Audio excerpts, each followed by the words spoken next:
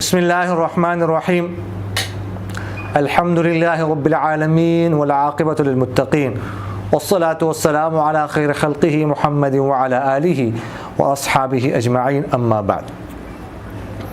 قاری غلام فرید صاحب نے پوچھا ہے کہ کیا کوئی مسلمان دارالکفر میں شراب بیچ سکتا ہے، اور کیا کوئی مسلمان ایسے ہوٹل میں کام کر سکتا ہے جہاں پر شراب بھی بیچی جاتی ہو، اور کیا وہ پرفیوم استعمال کر سکتے ہیں جس میں الکحل ہو؟ پہلا سوال کہ کیا کوئی مسلمان دارالکفر میں شراب بیچ سکتا ہے؟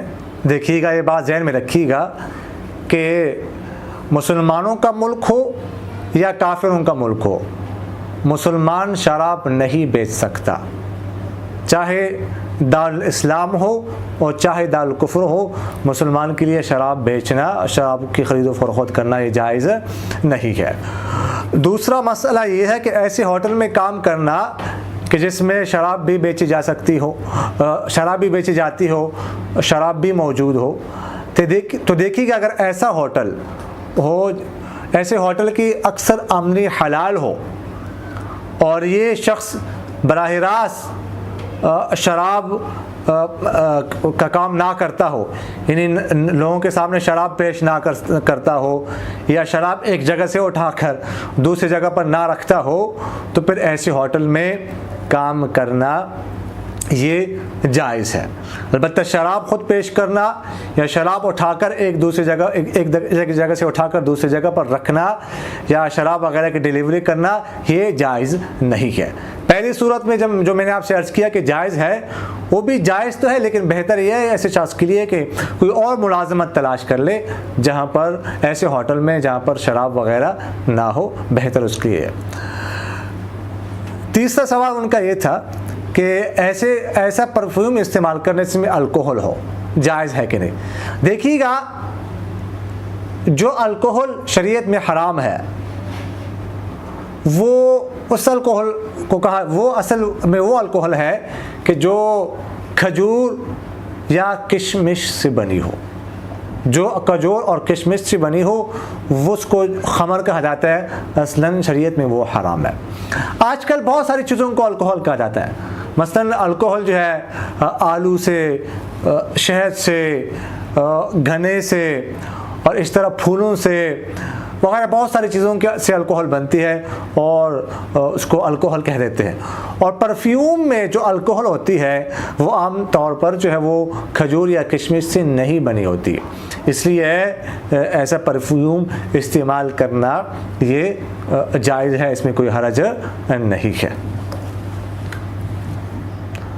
ایک خاتون نے پوچھا ہے کہ کیا گواہوں کے بغیر نکاح ہوتا ہے؟ اگر گواہوں کے بغیر نکاح کر لیا جائے، یعنی بند کمرے میں ایک دوسرے کے ساتھ ایجاب و قبول کر لیا جائے، تو اس کے بعد طلاق ضروری ہے یا طلاق کے بغیر دوسری جگہ نکاح ہو سکتا ہے؟ دیکھیے گا، میں پہلے بھی یہ بات عرض کر چکا ہوں کہ گواہوں کے بغیر نکاح نہیں ہوتا۔ بند کمرے میں ایک دوسرے سے یہ کہہ دینا کہ میں نے آپ کو قبول کر لیا، میں نے آپ کو قبول کر لیا، لیکن انہوں نے پاک پہ ہاتھ رکھ کر کہہ دینا کہ ہم ایک دوسرے کے لیے حلال ہو گئے، اس طرح نکاح نہیں ہوتا، یہ نکاح نہیں ہے۔ اگر اس طرح کسی نے کر لیا تو یہ ظاہر ہے کہ یہ گناہ ہے اور زنا ہے، اور چونکہ نکاح ہوا نہیں اس لیے جو ہے اس کے بعد طلاق دینے کی بھی ضرورت نہیں ہے۔ طلاق دیے بغیر جو ہے کسی اور جگہ دوسری جگہ پر نکاح ہو سکتا ہے، اس کے لیے طلاق کی ضرورت نہیں ہے۔ مظہر سعید صاحب نے پوچھا ہے کہ میرے چھوٹے بھائی ظفر نے ایک بندے کے ساتھ مزاربت پر 60% اور 40% منافع کے اعتبار سے اسٹیشنری کا کاروبار شروع کیا ہے، لیکن کرونا وائرس کی وجہ سے اسکولز وغیرہ بند رہے، مال نہیں بکا۔ وہ کہتے ہیں کہ کیا ظفر جو کہ مضارب ہے ان کے لیے تنخواہ لینا جائز ہے؟ دیکھیے گا، مضاربت کہتے ہیں کہ ایک کا سرمایہ ہو اور دوسری کی محنت ہو، تو مضارب جو ہے وہ اس کو جو منافع ملے گا وہ اس کی محنت، جو محنت کرتا ہے اس کا بدلہ ہوگا۔ مضاربت میں مضارب کے لیے منافع میں فیصد طے کرنا یہ ضروری ہے.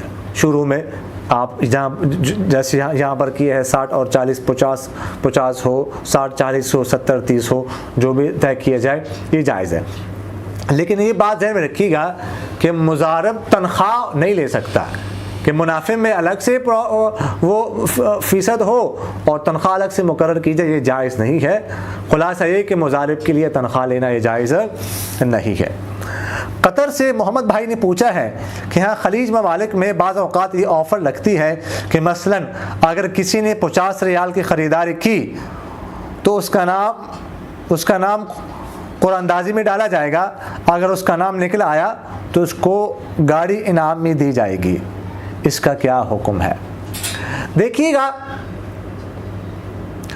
اگر کسی شخص نے واقعی ہی 50 ریال ہے اس سے زائد خریداری کرنی ہو تو وہ خریداری کر لے اور اس کا نام اگر قرآن اندازی میں آ جائے اور اس کو انعام کے طور پر گاڑی دی جائے تو اس کے لیے ایسا کرنا جائز ہے.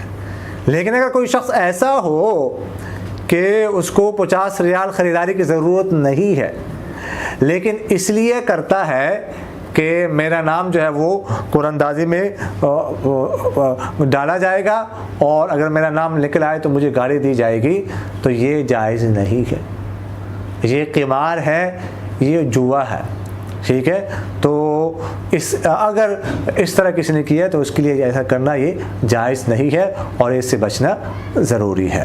اقول قولی هذا استغفر الله لي ولكم ولسائر المسلمين فاستغفروه انه هو الغفور. میرا دل بدل دے، میرا دل بدل دے، میرا دل بدل دے، میرا دل بدل دے.